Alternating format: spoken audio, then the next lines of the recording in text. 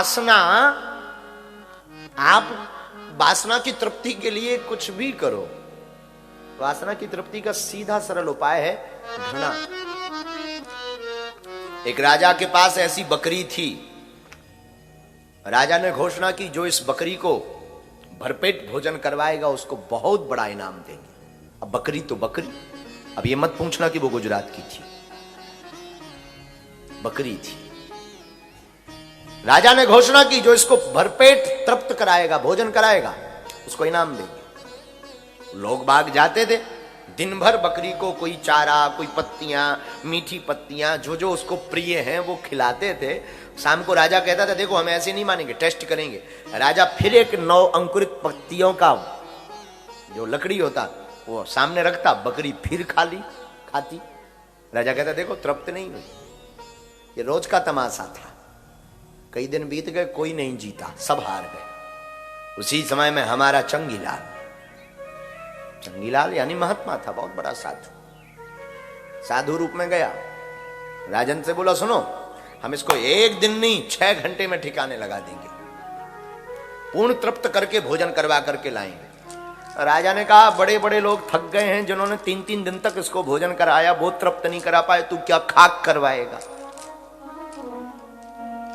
तो साधु रूपी चंगीलाल ने कहा आप मुझे देकर तो देखो।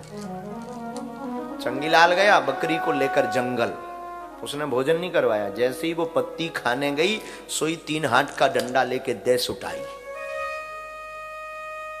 अब वो फिर आगे ले जाए दूसरे पेड़ के पास, और जैसे ही वो पत्ती खाने जाए सो फिर सुटाई। तीसरे पेड़ के पास, और जैसी बकरी खाने जावे सो दे सुटाई। दिन भर में ऐसी हो गई बेचारी, हड्डियां कड़ियाई, पूरा मटेरियल गायब। अब तो उसने खाना ही बंद कर दिया कि होनी सुटाई है, कौन खाए। तो फिर 5वें 6वें घंटे में फिर एक पेड़े के पास ले गया। अब वो देख ही रही थी कि खाऊं क्या करूं, लेकिन जब तक डंडे की याद आ गई और मुंह भर उस तरफ किया सो फिर दे सुटाई।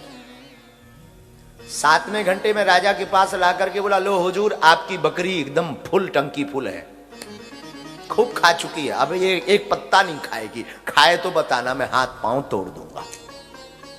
राजा ने कहा मैं ऐसे नहीं मानूंगा, टेस्ट करूंगा। करो टेस्ट।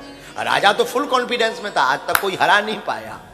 तो उसने एक पत्तियों का डाल उठाया, जैसे ही आगे रखा सोई ये लठ लेके आगे पहुंच, इधर देख। बकरी ने पहले पत्ती की तरफ देखा, फिर डंडे की तरफ। बोले पूरे दिन यही से पूजा हुई है। बकरी ने मुंह मोड़ लिया कि मुझे नहीं खाना है, भाड़ में जाए। राजा बोला हद हो गई, तुमने ऐसा कौन सा भोजन कराया कि ये खा नहीं रही।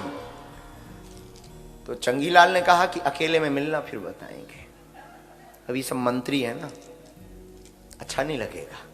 तो राजा ने कहा नहीं नहीं बताओ ना, तो मंत्रियों को हटाओ ना। तो उसने मंत्रियों को हटाया, पर बोले कि इससे सुटाई दी हमने। राजा बोले इसका अर्थ क्या है।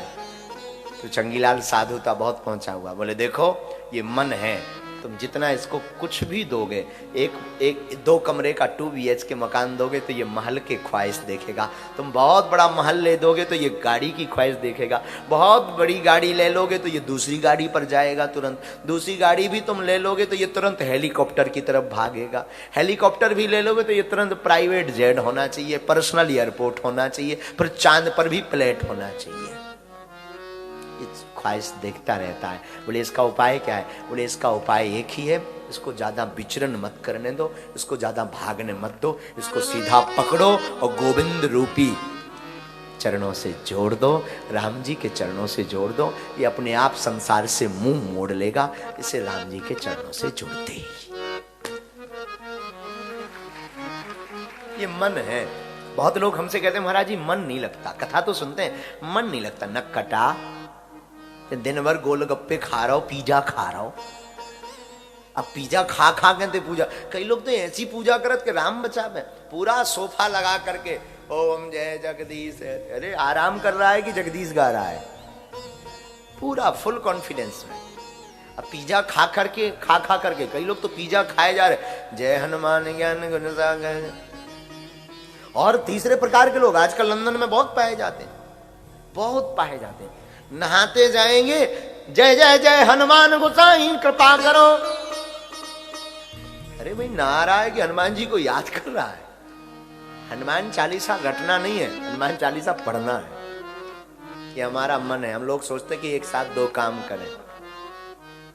जहां काम तह राम नहीं, जहां राम नहीं काम, और तुलसी कबहु न रही सके रत्न रजनी के ठाम। दोनों एक साथ नहीं रह सकते मेरे पागल। जहां काम होगा वहां राम नहीं होंगे, और जहां राम होगा वहां काम नहीं होंगे। अपने विचार, अपने मन को राम जी के चरणों में लगाओ।